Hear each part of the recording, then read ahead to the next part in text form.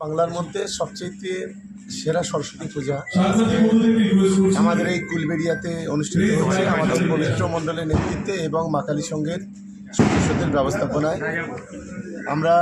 তার জন্য আমরা মা কালী সংঘের সমস্ত সদস্যদের যেমন ধন্যবাদ জানাবো এবং তার হেডে আছে পবিত্রকে ধন্যবাদ জানাই। এটাই হচ্ছে বাংলার সম্প্রীতি। এই যে আজকে একটা এই উদ্বোধনে আমি একজন মুসলিম পরিবারের সদস্য, এই যে আমি ফিতে কেটে উদ্বোধন করলাম, এটা একদম বাংলার নাগরিক হিসেবে, ভারতবর্ষের নাগরিক হিসেবে আমি নিজেকে বোধ করি।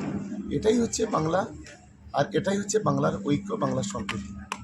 তাই আমি গোটা বাংলার সর্বস্তরের সর্বধর্ম মানুষের বর্ণের মানুষের কাছে শুধু একটাই অনুরোধ করব যে আমরা সবাই মিলে যেন আরও বেশি ঐক্যবদ্ধ, আরও আমাদের সম্প্রীতির মেলবন্ধনটা আরও বেশি গড়ে উঠুক এবং সবাই মিলে আগামী দিনে এই ধরনের ফেস্টিভ্যাল, এই ধরনের উৎসবগুলোতে আমরা সবাই সামিল হই। এটাই আমরা সকলের কাছে চাই। ফলে উদ্যোক্তাদেরকে কিভাবে সাহায্য করেন বা তারা কিভাবে ব্যবস্থা করে? এটা একটা মন চাই, মন না থাকলে কিছু হয় না।